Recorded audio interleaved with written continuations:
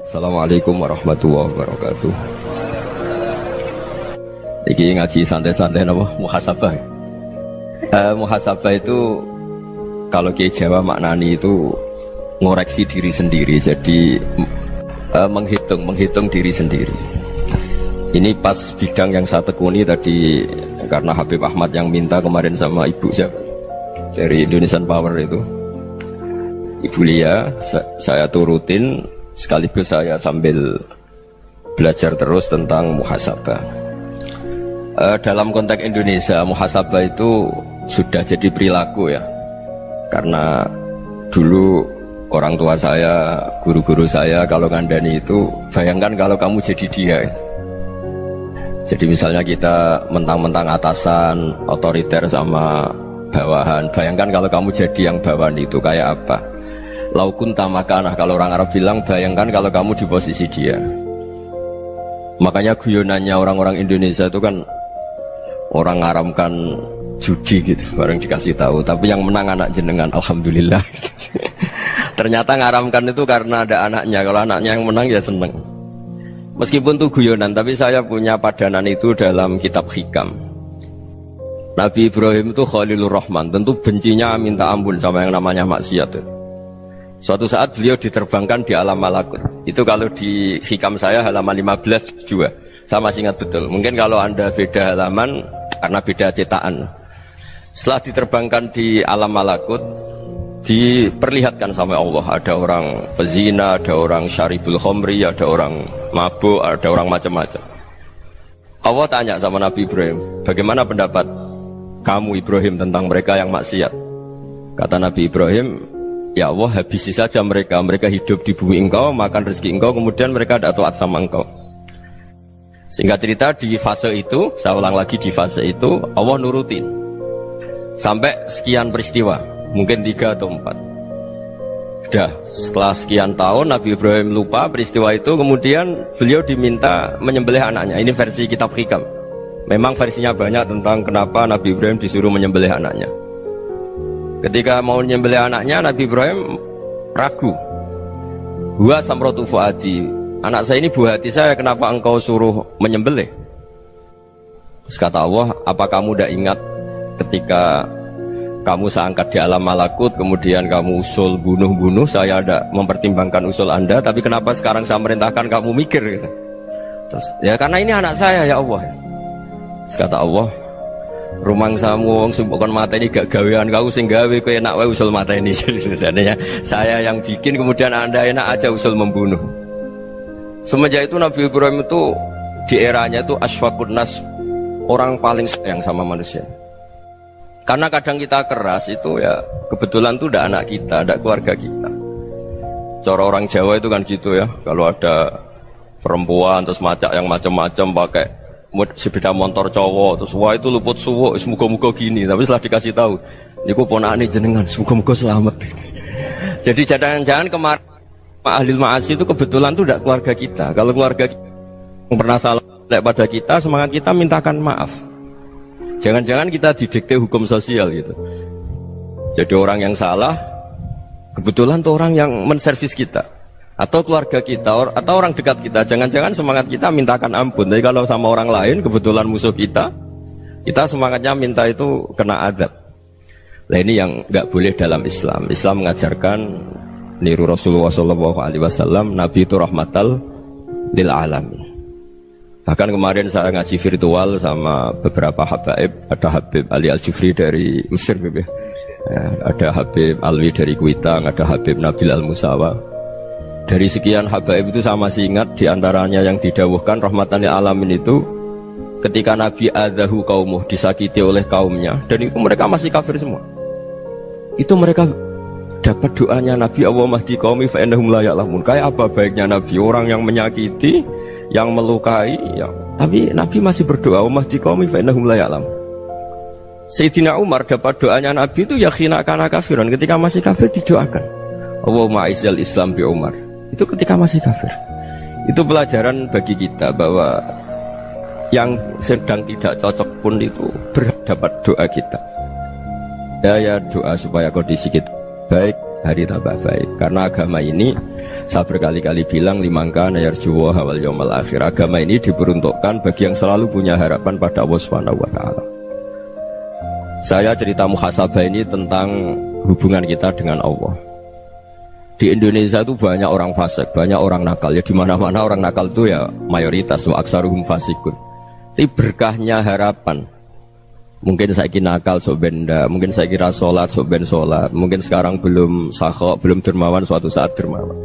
Barokahnya itu kefasikan ini dianggap sementara, sedang fasik, sedang tidak benar. Karena kiai-kiai kita, para guru-guru kita, para habaib utamanya itu mesti bilang semoga husnul khotimah. Nah barokahnya doa itu, semoga husnul khotimah itu menjadikan satu pola sosial. Yang sedang fasik ini masih diharapkan jadi lebih baik, jadi lebih. Sehingga kita tidak ngambil sikap ekstrim, yang ingin menghabisi atau ingin mengadili, tidak. Karena selalu kita punya harapan. Dan agama ini limangka nerjuwa hawal yawmal akhir. Bayangkan itu kalau yang nakal itu anak kamu. Pasti kamu gak ingin kan langsung dapat azab, dapat apa. Padahal kita semua jadi tokoh ini abul kulli, bapak dari semuanya. Sehingga ketika Rasulullah SAW jalan-jalan kemudian melihat perempuan sedang menyalakan api. Kalau apinya mati ditiup, anaknya dijauhkan. Nanti kalau sudah jauh dari api, anaknya digendong lagi. Terus kata Rasulullah, matur ke semua sahabat, Aro'aitum anna hadih tarihatan waladaha alan nar. Apa kamu berpendapat bahwa perempuan ini akan melemparkan anaknya ke neraka? Tidak ya Rasulullah. Tidak akan seorang ibu melemparkan anaknya ke api. Terus kata Rasulullah, Allahu arhamu min hadih biwaladiha. Allah lebih rahman, lebih rahim dibanding orang tua ini kepada anaknya. Ini yang harus kita kenalkan terus, kita kampanyakan terus, supaya orang hubungannya dengan Allah itu nyaman, asik. Sehingga dengan demikian selalu ada harapan bahwa yang sedang nakal ini suatu saat tobat. Kita tidak boleh menghukumi pasti begini, pasti gini, itu tidak wilayah kita. Itu juga yang dicontohkan Rasulullah SAW. Secara lahir Nabi itu nggak berkenan sama Wahsy, karena Wahsy itu salahnya salah fatal, karena membunuh ahabban nasi ila Rasulillah, yaitu membunuh Sayyid Hamzah. Jadi ketika Wahsy tobat, Nabi itu nerima tobatnya. Dan ketika beliau dengan basariyahnya nggak siap ketemu Wahsy karena harus ingat Sayyid Hamzah, basariyahnya diturutin. Oke, kamu iman, saya turutin, tapi jangan sering ketemu saya. Karena kalau ketemu kamu, saya masih ingat sama paman saya, Sayyid Hamzah. Kita bisa ngelola seperti itu. Kita tidak cocok sama orang, bagaimanapun mereka umatur Rasulullah SAW, kita tetap mencintai mereka. Misalnya kalau beda agama, mereka sama-sama orang Indonesia, kita mencintai mereka atas nama warga Indonesia. Tapi kalau misalnya potongannya ora cocok, beda kultur, bawaannya itu mangkel no coro Jawa, ya bisa diilmoni, jangan ketemu. Wong sudah tidak cocok, ingin ketemu nyari solusi. Roh ini tok seneng itu kan ya repot gitu. Ya sudah, kalau nggak mati cocok ya jangan sering ketemu. Dan itu kita bisa memanage seperti itu tuh bisa. Saya berkali-kali cerita tentang Imam Syafi'i. Kalau dikasih tahu ya Imam Abu Abdillah, panggilannya Imam Syafi'i, tetangga anda ini ternyata banyak yang nggak senang anda. Jawabnya beliau senang. Ya bagus kalau nggak senang saya, ndak utang saya katanya. Jadi gara-gara saman seneng aku ngatur aku ini kan. Dan mungkin saman rasa seneng kan ya enak. Jadi hidup itu dianggap happy. Kalau seneng ya teman silaturahim, kalau nggak seneng ya nggak bakal utang gitu. Baru kayak seneng itu nggak ganggu gitu.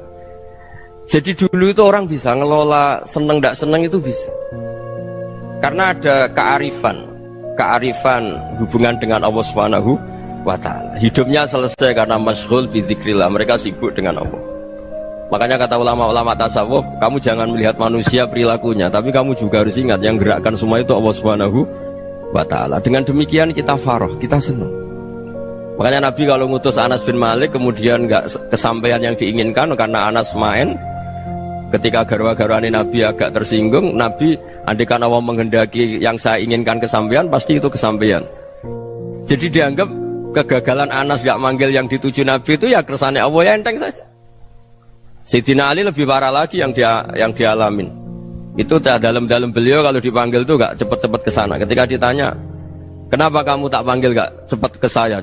Amin tu ukubatak, karena aku tahu engkau orang baik. Orang baik itu pemaaf. Jadi makanya orang-orang soleh dulu itu bodoni itu. Makanya sekarang kalau ada orang bodoni itu mesti bidik orang soleh. Kalau orang-orang soleh itu kakean husnudzon, akhirnya sering dibodonin. Abdullah bin Umar itu masyhur itu. Kalau ada budaknya sering sholat, sergap sholat itu dimerdekakan. Akhirnya nggak sholat pun pura-pura sholat. Akhirnya juga dimerdekakan. Ketika ditanya, kenapa engkau merdekakan? Padahal mereka sholatnya menipu engkau, kata pembisik-pembisik itu. Man khoda'ana lillah in khoda'na lah. Dia nipu atas nama Allah, berarti saat tertipu juga atas nama Allah. Gak masalah dong, semuanya demi Allah Subhanahu wa ta'ala. Jadi ketika kita ketemu mensifati Allah Ta'ala itu ghafir, Allah pemaaf. Jangan kamu nggak fair untuk diri kamu nyifati Allah ghafir, pada orang lain Allah kamu sifati syadidul iqab. Jadi Allah kamu atur, kayak MC tadi ngatur saya. Jadi Allah itu apa? Kalau pada saya ghafir, kalau pada musuh saya syadidul iqab. Itu nggak fair. Kalau Anda punya harapan kepada Allah karena Allah Rahman Rahim, Allah ghafir, sebenarnya Allah pada musuh kita ya bisa saja Allah ghafir, bisa saja Allah Rahman Rahim. Sehingga kita melihat orang lain yang kita tidak cocok itu ya enteng saja. Itu min ummati Rasulillah sing tanaluhu syafa'atuh, tanaluhu sa'atu rahmati, tanaluhu fair. Jangan dengan kita kayak mesti dapat rahmat, jangan orang lain kayak Allah pasti syadidul iqab. Itu tidak boleh. Sehingga ketika ada orang Badui, singkat cerita orang Badui ini kencing di masjid, semua sahabat membentak dia. Yang nggak bentak hanya Nabi tok. Saking mangkelnya orang ini karena semua sahabat bentak kecuali Nabi. Setelah dibenarin Nabi, terus Nabi nyuruh sobu ali dhanuban min ma'in. Setelah disucikan masjid itu, dia berdoa keras sekali. Allahumma arhamni wa Muhammadan wa la tarham ma'ana ahadan. Ya Allah, yang berhak dapat rahmatmu hanya saya dan Nabi Muhammad, yang lainnya jangan gitu. Karena yang lainnya itu jengkelin, gitu aja saya salah dimarah-marahin gitu. Jadi kalau kamu doa terbatas ya kayak orang Bedui ini, kayak orang Arabi. Apa kata Nabi? Laqad tahajjarta wasi'an. Allah yang rahmatnya luas menjadi kamu sempitkan. Karena kamu mau atur Allah hanya Rahman pada Indonesian Power, pada NU, pada kita yang orang lain nggak perlu dapat. Itu kan kasihan Islam, karena Islam terus nggak dimiliki semua orang.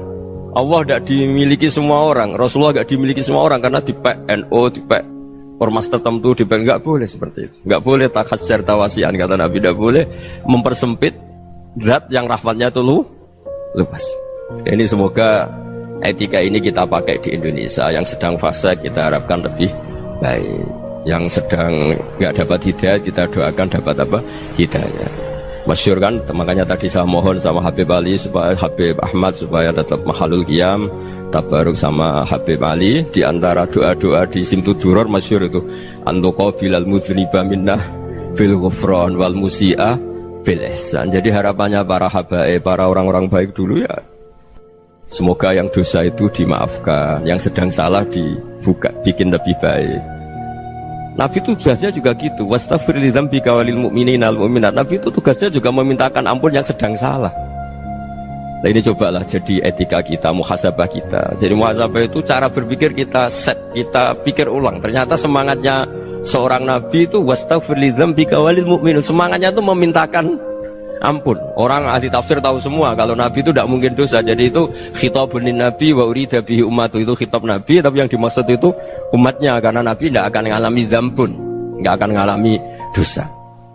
Sekarang enggak, kadang-kadang kita ini kalau orang lain salah itu semangat. Kalau di perusahaan ada teman salah, apalagi pimpinan salah itu seneng, barokahnya salah bisa ganti kan gitu. Ya, jadi kalau mungkin di dunia tokoh juga gitu, barokahnya ada tokoh salah, kita yang jadi populer sendiri, tidak boleh seperti itu. Kita harus salimus sodri di jami'il muslimin. Jadi ini harus dilatih. Saya tadi matur sama Habib Ahmad, latihan kita jadi hidup. Nabi itu kalau resep jadi wali itu kata Nabi gampang. Kata Nabi, kalau kamu ingin disenangin Allah, ya sudah. Kalau kamu asbahta wa amseta gini-gini, perasaan kamu, kata Nabi, jangan punya perasaan ghil sama orang muslimin. Itu sudah wadzalika min sunnati. Makanya Nabi ngendikan la yablughni ahadun an ahadin syai'an. Ada yang baca la yuballighni ahadun an ahadin syai'an. Seseorang jangan melaporkan ke saya tentang salahnya yang lain. Fa inni akhruju ilaikum wa ana salimus sadri. Karena saya ingin ketemu sampean semua dalam keadaan salimus sadri, tidak punya perasaan apa-apa. Karena kalau nurutin pembisik, nurutin informasi itu ya repot, karena orang pasti sepihak. Ada kiai yang top datang ke kampung-kampung ning desa-desa, kata yang seneng itu punya akhlak. Wah itu bagus orang besar datang ke kampung-kampung. Kata yang nggak seneng, Oh itu jobnya kiai kecil kok diambil, itu kan ya kasihan itu kan sudut pandang. Makanya saya sering bilang akal kita ini cukup untuk mentasdik Rasulullah Shallallahu Alaihi Wasallam. Meskipun perasaan kita kadang orang Jawa itu beda. Saya berkali-kali bilang sama peneliti dari Jogja, kenapa sih Gus para nabi itu kok poligami istrinya banyak? Nabi Dawud katanya itu berapa? Nabi Sulaiman malah jumlahnya agak terbatas ini. Nabi Muhammad itu paling sedikit. Saya tanya gini, perempuan itu orang lemah, jadi kalau nolong orang satu gimana baik, kalau nolong orang dua ya lebih baik, ya sudah kira-kira seperti itu. Paling tidak akal kita masih tahu kalau orang baik itu kan mesti baik, nolong orang satu baik, nolong orang dua ya lebih baik, nolong orang tiga lebih baik. Tapi kalau kamu orang nggak baik, satu saja kamu terlantarin, kamu miskinkan, kamu ya tinggal diukur kan. Kalau orang baik nambah baik, tapi kalau orang buruk tambah buruk. Nah itu akal kita bisa menganalisis kenapa sih nikah itu ada yang poligami, ada yang enggak. Sudah ukur saja diri kamu. Misalnya kayak saya elek keriting, rabi terus, mau perbanyak wong elek, orang perilaku netok raine dadi elek kabeh gitu. Tapi nak kowe ku ganteng, alim, ganteng, sugih, anake ganteng-ganteng, berhubung kowe saleh ahli swarga kabeh, mertua yo bangga karena karir kamu meyakinkan. Ini mertua kamu aja gak bangga mau nambah. Ipar gak bangga, mertua gak bangga, desa kamu yang kamu wayai juga gak beda dengan Nabi ketika nikah Juwairiyah itu nggak ada pernikahan sebarokah Nabi dengan Juwairiyah itu Azharu Rasulillah. Di situ habis perang banyak tawanan, gara-gara jadi besanya Nabi langsung dibebaskan semua karena Azharu Rasulillah. Sekarang besanya Kanjeng Nabi. Dulu Abu Sufyan memangkalnya bukan main sama Nabi, gara-gara putrinya dinikah terus langsung jadi. Kalau kamu kan enggak, nikah satu, nikah lagi, satu kampung musuh kamu karena istri pertama ya cemburu, yang kedua agak bangga. Wah itu selesai itu di dunia wal akhirah. Maksud saya nganalisis Islam itu harus pakai akal. Dan akal yang dipakai, ini saya bawa ke kitab Ihya, adalah pikiran-pikiran para ulama. Makanya ketika Imam Ghazali ketika ditanya fakaifa bi muslimin fasikin asawwaha fi jami'i amri, kalau kalian ketemu orang fasik, orang Islam tapi fasik, perilakunya nggak ada yang benar. Kata Imam Ghazali jawabnya lucu, aneh. Mamin muslimin illa wa islamuhu ta'ah. Tidak ada orang Islam kecuali dia mau Islam, membenarkan Allah dan Rasul itu sudah taatnya dia. Kok kamu tidak bisa melihat taatnya dia? Dia pikirannya kan ini pemabuk, ini tukang apa. Tapi kata Imam Ghazali, sebenarnya kamu masih bisa berpikir positif. Mamin muslimin illa wa islamuhu ta'ah. Tidak ada seseorang Islam ketika dia milih Islam itu pasti ada taatnya, yaitu tasdik pada Allah dan tasdik kepada Rasulullah Shallallahu Alaihi Wasallam. Jadi dengan pola seperti itu, maka di antara guru-guru kita yang modern ya di era Mbah Maimun, di sini ada Habib Ahmad, Habib Salim, syair yang sering dibaca beliau adalah ada orang munajat sama Allah. Ini cerita munajat. Itu orang itu ngendikan gini, ana muznibun, ana mukhtiun, ana asi, huwa rahimun, huwa ghafirun, huwa afi. Ya Allah, saya mukhti, saya orang yang salah. Ana muznib, saya orang yang dosa. Ana asin, saya sering maksiat. Tapi engkau ya Allah, engkau ghafir, pemaaf. Engkau rahim, maha pengasih. Engkau afin, yang mudah memaafkan. Kata orang ini, ya agak kurang ajar, tapi saking senengnya sama Allah. Qobal tuhunna salasatan bisalasat. Ya gini saja ya Allah, sifat engkau diadu dengan sifat saya. Engkau Tuhan, Gusti, nggak boleh kalah katanya. Terus wasatahliban ausofu ausofi, dan engkau pasti pemenangnya gitu. Jadi ada orang rayu Allah dengan cara seperti itu ya ada ya.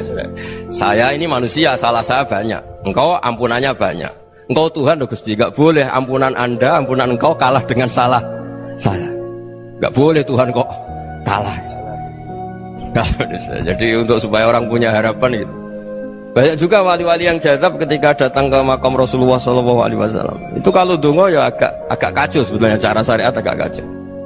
Ya Allah, engkau punya dua pilihan. Jika engkau menjadikan saya soleh, surah habibu, yang senang kekasihmu, yaitu Rasulullah SAW. Tapi jika engkau menjadikan saya fasik, surah adubu, yang senang itu setan. Monggo jenengan mau menyenangkan kekasih jenengan, mau menyenangkan musuh jenengan, monggo jenengan bebas kok memilih. Mestinya Allah ya senang menyenangkan kekasihnya. Jadi ya, intinya Allah dipaksa untuk menjadikan dia orang soleh gitu. Jadi kayak kemarin itu Pak Gus siapa? Yang kesini itu kuliah kesini itu sama Habib Ahmad. Saya pertama nggak mau, lama-lama Habib Ahmad ini gimana Gus, orang taunya saya dekat jenengan, kalau nggak kasil saya waduh ini kayak doanya wali yang tadi. Nggak punya pilihan, nggak ada pilihan ini. Jadi saya mohon muhasabah itu dimulai cara berpikir. Makanya di sini sebetulnya tag ini supaya dapat barokahnya Ihya. Ini kitab yang disenangi para habaib, para ulama. Sebetulnya tag di muhasabah itu redaksinya gini ya, yang lengkap. Hasibu anfusakum qabla an tuhasabu wa zinuha qabla an tuzanu wa tahayya'u lil ardil akbar. Jadi ada kata wazinu, jadi ukur. Perilaku Anda ini diukur, ditakar. Misalnya kita sebagai suami kan ya punya hal-hal yang kita tidak ideal. Corong Jawa mesti pesek, cara rezeki ya pas-pasan. Dan kita juga kalau makanya agak boleh tanya istri begini, apa saya cinta pertama Anda? Pasti ada kecewa. Orang jadi istri hanya korban terakhir itu. Sudah. Karena orang kalau ngelamar kemana-mana gak jadi, yang jadi istri itu pasti korban terakhir itu. Jarang istri pilihan pertama, jarang. Ayo semua yang nikah. Rata-rata itu pilihan Anda pertama Pak, dari sekian ditolak di mana-mana terus. Ya perempuan terakhir. Kamu juga korban terakhir gitu. Itu wali-wali dulu kalau ngandani kita itu sederhana. Antal ini masyhur diceritakan Habib Zain bin Semit dalam kitab Al-Manhajus Sawi. Antalam tajid min nafsika kullama turid.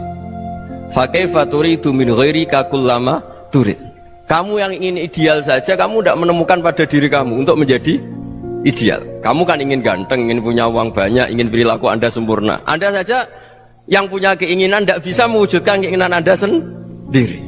Fa kaifa turidu min ghairika ma turid. Jadi antalam tajid min nafsika kullama turid. Fa kaifa turidu min ghairika kullama turid. Kamu yang punya keinginan saja. Misalnya saya ingin punya uang banyak, perilaku saya selalu benar, gak pernah salah. Loh, saya yang ingin saja dengan diri saya gak bisa untuk benar terus. Kok kamu berharap orang lain selalu benar? Jadi antalam tajid ya sama. Kalau kamu menuntut istri kamu itu ramah, neriman, apa kamu neriman sama wajah istri Anda gitu? Engko ya pola neng dindi jajaki sana jajaki sini, kamu sendiri tidak tahu apa. Jadi itu nasihat yang luar biasa. Antalam tajid min nafsika kullama turid, fa kaifa turidu min ghairika kullama turid. Kamu mau menghormati semua orang? Tidak mau kan? Kemudian Anda berharap semua orang menghormati kamu. Kamu tidak ingin kan orang lain semua menghujat kamu, sementara kamu enak aja menghujat orang lain. Makanya Rasulullah SAW luar biasa ketika bikin kaidah sosial, apa la yu'minu ahadukum hatta yuhibba li akhihi ma yuhibbu li nafsihi. Jadi kalau ukuran iman itu sederhana. Kalau sesuatu itu baik, nyaman bagi Anda ya bayangkan itu pada teman Anda. Misalnya Anda bangun tidur sudah acak-acakan, gak punya uang, utang jatuh tempo, kan gak ingin ketemu orang. Ya kamu jangan bertamu ke jenis ini, karena dengan kamu yang alami juga gak siap ketemu orang. Makanya ada Habib Alim itu dilapuri sama seseorang. Beb, dulu teman saya itu ketika saya kaya itu sering main ke saya. Setelah saya miskin, mereka tidak main ke saya. Kata Habib itu bagus, sunnah Allah begitu itu bagus. Coba kalau kamu dulu kaya, teman kamu main kan kamu gaya, di rumah ada makanan, bisa hormat tamu. Setelah kamu miskin jadi buruh manol di pasar atau buruh bikin boto, teman kamu datang, malu enggak kamu? Mendingan enggak datang gitu. Akhirnya baru, oh ya alhamdulillah kalau gitu. Loh ya kan dulu teman kita datang, kita ada Alphard, istri cantik, rumah bagus. Lah kita miskin, buruhnya orang pas dibentak-bentak, teman kamu udah datang. Milih datang kamu enggak kalau setelah kamu jatuh? Enggak kan? Jadi barokahnya ilmu itu terus. Ya, tapi kadang-kadang orang tuh, wah setelah saya miskin teman-teman enggak kasih ke sini. Ya kalau kamu sudah jatuh, teman-teman kamu situ jadi tontonan. Ya mulai sekarang cara berpikir itu dirubah. Dulu yang namanya kiai itu kalau diundang orang itu ya agak-agak senang. Semenjak saya itu agak rubah. Mengundang kiai, ngatur kiai itu tak haram-haramkan ya ada lumayan lah, sekarang itu sudah mulai agak beretika. Dulu itu ngundang tuh tanggalnya ditentukan, jamnya ditentukan, enggak mikir apa kiai saat itu nganggur, enggak. Punya wadifah, enggak. Dia milih tanggal yang dia nganggur, enggak mikir pas itu kiainya nganggur apa, enggak. Ya saya hanya cerita aja, kamu tersinggung ya monggo, boten nggih monggo itu kan. Jadi saya mohonlah supaya tadi saya juga matur ke Habib Ahmad. Jadi untuk orang merasa ikut sunnah Rasul itu gampang sekali kata Sayyid Muhammad. Dulu Nabi berpakaian ala daerahnya. Kalau mikot ya pakai mikotu baladi. Karena Nabi orang Madinah dan beliau berdomisili di Madinah, ya misalnya mikotnya dari Bir Ali misalnya. Tapi kalau anda orang kawasan Tanim mau umrah ya dari Tanim. Misalnya kawasan Jirona ya dari Jirona. Artinya apa? Kamu ngambil mikot karena Nabi mikot misalnya dari Bir Ali, bukan berarti kamu harus seperti Nabi di Bir Ali. Kamu orang Mekah, misalnya kamu orang Tanim, orang dia harus dari mikot itu apa? Baladi. Sama, makanya di fikih-fikih itu kalau tahnik anak, Nabi orang Arab, halawiyatnya kurma ya kurma. Kalau orang Jawa sedegan, semua podo-podo. Ya podo-podo manis. Jadi ini tabaruk sama Sayyid Muhammad, ini ada murid beliau Habib Ahmad, saya baca supaya orang itu merasa ikut Nabi itu gampang sekali. Ini saya baca ya di halaman tadi disaksikan Habib Ahmad 433 di kitab apa begini? Manhajus Salaf fi Fahmin Nusus. Itu kata Sayyid Muhammad, wa kanat sunnatu Rasulillah annahu yat'amu ma yajiduhu fi ardi wa yalbasu ma yajidu wa yarkabu ma yajidu mimma abahu Allah ta'ala. Faman istamala ma yajidu fi ardi fa huwa al-muttabi' lis-sunnah. Kama annahu hajjal baita min madinati. Faman hajjal baita min madinati nafsihi fa huwa al-muttabi' lis-sunnah. Wa illam takun hadhil madinatu tilka. Jadi intinya misalnya Nabi dulu itu ngasih sedekah kepada fakir miskin ya pakai dinar, dirham. Ya kalau orang misalnya sedekah pakai rupiah ya sudah ikut sunnah Nabi. Jangan, lo Nabi pakai dinar loh, kamu kok pakai rupiah. Dulu dinarnya Nabi udah ada tulisannya Bank Indonesia, kamu ada tulisannya Bank. Ya tidak ada seperti itu. Ya jadi misalnya Nabi sedekah pakai tamar atau pakai al-aqid, ya kita pakai beras, pakai apa. Supaya orang tuh bahwa Rasulullah itu milik kafatal linnas, milik semuanya. Sehingga merasa ikut sunnah Nabi itu ya semuanya. Makanya dulu Mbah Mun kalau motivasi saya supaya bombong, kalau orang Jawa bilang bombong. Wong Jawa mesti ono wong alim. Beliau menyontohkan Mas itu Mbah Fadol, Senori, Mbah Ihsan Jambes. Itu bisa ngarang-ngarang kitab luar biasa. Padahal beliau bukan orang Arab. Imam Sibawai itu orang Persia, Imam Ghazali orang Tus itu juga ikut Persia. Kata Mbah Mun, wong sing ora Arab lah mesti untuk jatah alim kata beliau. Karena Nabi itu diutus kafatal linnas. Nanti kalau orang yang alim itu Arab tok, berarti tidak ada perwakilan dari Afrika, dari Asia Tenggara, dari mana-mana. Makanya karena Nabi statusnya itu kafatal linnas. Jadi kita harus bangga sebagai Muslim, sebagai orang Indonesia karena misalnya Wali Kutub dulu terkenalnya hanya ada di Yaman, di mana. Ternyata pernah ada juga di Indonesia dan seperti Habib Abu Bakar Segaf Gresik. Jadi ya artinya kan tetap orang Indonesia meskipun beliau zuriyah Rasul kan ya sudah orang apa? Orang Indonesia. Zuriyahnya Habib Ali Simtuduror sekarang di Solo. Jadi Indonesia juga dapat Alawin banyak, dari Sadatin Al-Alawin juga banyak. Jadi saya mohon barokahnya ngaji seperti ini. Melihat orang lain tuh gampang, bayangkan tuh kalau anak kamu. Makanya Nabi nanti kalau nggak percaya lihat di Hikam nomor 15 di kitab saya itu. Di situ dijelaskan oleh Hikam, jangan-jangan semangat Anda pada orang yang maksiat, pada orang yang keliru supaya dihukum itu karena kebetulan itu udah anak Anda, itu udah keluarga Anda. Coba kalau itu keluarga Anda. Makanya kalau saya guyonan di Jogja itu ada pembantu mecahkan piring terus dimarahi majikannya, saya mesti guyon gitu, pasti itu pembantunya tidak cantik. Kok bisa Gus? Andai kan cantik dan kamu senang mecahno piring satu, piring 1000 ra iso ngamuk kowe. Ternyata ngamuknya itu karena mecahkan piring apa karena plus tidak cantik? Coba jawab para lelaki nih. Kamu marah sama orang maksiat tuh karena maksiat, karena plus itu udah anak Anda. Bayangkan kalau itu anak Anda. Itu hebatnya Rasulullah SAW. Karena kita yang salah pun kadung umatnya, Nabi tetap ngasih fasilitas syafaati li ahlil kabair min ummati. Kayak apa baiknya Nabi? Nggak ikut maksiat tapi ikut fasilitasi ngasih syafaat.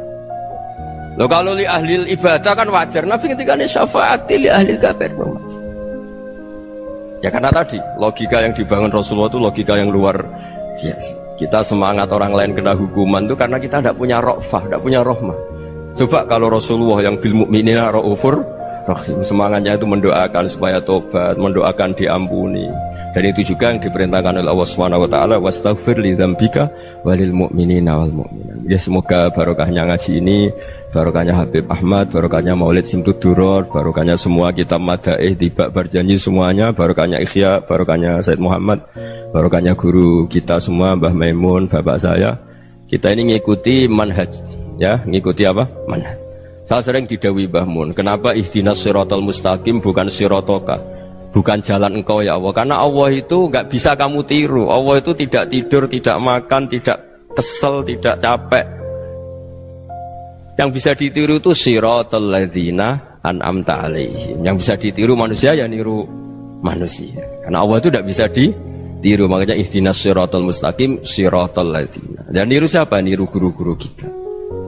Termasuk niru cara pandang. Jadi misalnya ada orang awam di rumah itu hanya delok reng, delok tikus liwat, itu kan kayak nganggur. Kok ora tahajud malah mendelok reng. Melihatnya jangan gitu. Huwa tarokal ma'asiyah. Dia di rumahnya ndak dugem, ndak kemana-mana. Dia berarti malam itu tarkul ma'asi. Tidak nyopet, tidak garong, tidak ke tempat maksiat. Susahnya apa sih husnudzon? Jadi jangan lihat huwa tarkut tahajud, huwa tarokat tahajud, wa taroka qiyamal lail. Oke ya, namanya orang begitu ya tidak tahajud, tidak qiyamul lail. Tapi susahnya apa sih kamu bilang huwa tarokal ma'asiyah? Dia juga meninggalkan maksiat, dan tarkul maksiat itu ibadah. Supaya orang tuh gampang lah husnudzon sama orang muslim. Ini orang mukmin, orang yang luar biasa. Di mata Allah itu orang yang luar biasa. Kayak tadi Imam Ghazali, kalau saya ketemu orang muslim kemudian dia tidak pernah baik, gimana? Kata Imam Ghazali, ma min muslimin illa wa islamuhu ta'ah. Tidak ada orang Islam ketika dia mentasdihkan Allah dan Rasulullah, berarti dia juga punya taat. Ya ini latihan saja, sing iso nglakoni Habib Ahmad kula namung cerita mawon. Kula cerita secara akademik, saya punya kitab, saya baca, dan alhamdulillah kita paham barokahnya para guru, dan supaya terbiasalah. Sebaik-baiknya ibadah husnudzonni billah wa husnudzonni bil mu'min. Soal tidak cocok ya diilmoni tadi ya, namanya nggak cocok ya jangan sering ketemu. Seperti Rasulullah SAW, beliau karena sangat mencintai Said Hamzah, ketemu orang yang pernah begitu sama Said Hamzah, ya beliau secara basyariah tidak siap. Tapi beliau secara cara bahasa sekarang, secara profesional, kalau beliau seorang nabi dan harus menerima tobatnya siapapun ya diterima. Saya meskipun dengan A, B gak cocok karena dia begini-begini sama saya, tapi saya ingat dia sholat, dia baca sholawat, dia mencintai Rasulullah, ya kita hormat. Ya soal gak cocok ya di manage tadi ya, zurhiban tasdid huban. Kalau gak pati cocok ya jangan sering ketemu, bawaannya enak nanti. Jadi ya semuanya itu diilmoni lah. Makanya ngendikane Ma'ruf Al-Qurhi, ada yang baca Al-Kharqi, mangqala fil yaumi salasa marrat wa marham ummata Muhammad kutiba minal abdal. Karena semangat mencintai siapapun satu hari sering baca marham ummata Muhammad wa ma aslih ummata Muhammad wa ma tajawaz an ummati Muhammad, itu mesti kutiba minal abdal. Dia pasti termasuk wali abdal. Maksudnya semangat mencintai ya dilatih lah. Misalnya Indonesia Power atau PLN, andai kan tidak ada PLN tuh kayak apa? Orang nggak bisa ngaji, tidak bisa aktivitas. Ya barokahnya ada PLN, barokahnya jasanya. Kita sadar, tidak semua kebaikan kita ini memenuhi keinginan orang banyak. Gitu. Orang banyak ingin listrik, ingin saluran apa, dan itu kadang yang mewujudkan orang lain atau kelompok lain. Ya karena itu manfaat ke orang lain ya kita doakan. Karena khairun nas anfa'uhum linnas. Sehingga kita terbiasalah ngakui orang lain. Seperti semangatnya Rasulullah SAW, semuanya itu didoakan, semuanya diinginkan kebaikannya. Bahkan Nabi gak putus asa sampai di akhirat. Ketika Nabi lain sudah putus asa karena sudah akhirat, sampai dimintai syafaat semuanya bilang nafsi, nafsi. Karena merasa semuanya gak punya nyali di depan Allah, karena ini sudah akhirat, sudah finish. Tapi apa Rasulullah? Analah, ya udah saya sanggup mensyafaati kalian. Terus kata Nabi, fa'atiyal arsya, saya mendatangi aras, fa'akhirru lahu sajidan, saya sujud, wa ahmaduhu bima hamida allamaniha rabbi. Kemudian saya tetap muji Allah dengan pujian yang terus menerus. Padahal sudah di akhirat, sudah finish. Nabi dimintai syafaat masih sanggup, karena Nabi tahu akhirat tidak bisa mendikte Allah, tidak bisa. Allah terus bilang, ya Allah ini akhirat loh, engkau sudah tidak boleh mensyafaat, tidak bisa. Allah tidak bisa diganggu akhirat, Allah tidak boleh dibatalkan rahmannya oleh akhirat. Allah tetap Rahman Rahim abadal abad. Dan Nabi tahu itu. Makanya kata para ulama, fa Muhammadun ahmadu min ghairihi. Jadi Nabi Muhammad namanya dua yang terkenal. Sebenarnya banyak yang terkenal dua, Muhammad sama Ahmad. Ketika Nabi punya nyali memuji Allah, di akhir akhirat atau sudah di akhirat itu fa Muhammadun ahmadu min ghairi. Ketika nabi lain sudah tidak punya nyali muji Allah karena sudah akhirat, Nabi Muhammad tetap berani muji Allah di saat seperti itu. Makanya ahmadu di situ kata ulama itu af'al tafdil, fa Muhammadun ahmadu min ghairi. Kanjeng Nabi lebih memuji Allah di saat yang nabi lain sudah tidak punya nyali untuk muji Allah di saat itu. Makanya kata Nabi fa akhiru lahu sajidan wa ahmadhu bimahamida allamaniha rabbi. Akhirnya setelah lama gitu terus Allah ngendikan ya Muhammad irfa' ra'sak wasal tu'tah wasfa' tusyaffa. Sudah Muhammad, angkat kepala kamu minta apa saya turutin, dan kalau kamu ingin mensyafaati umatmu saya beri hak apa? Syafaat. Nah, semoga semangat itu juga menjadikan kita munajat bahwa rahmat Allah tidak terbatas, harapan juga tidak terbatas. Mungkin yang sedang nakal ya kita katakan sedang, jangan terus kamu pastikan wah ini mesti suul khotimah, mesti tidak orang baik. Tidak, agama ini liman kana yarju wal yaumal akhir, selalu bagi yang punya harapan. Ya, mugi-mugi dapat barokah semua. Mantu dengan kata wassalamualaikum warahmatullahi wabarakatuh.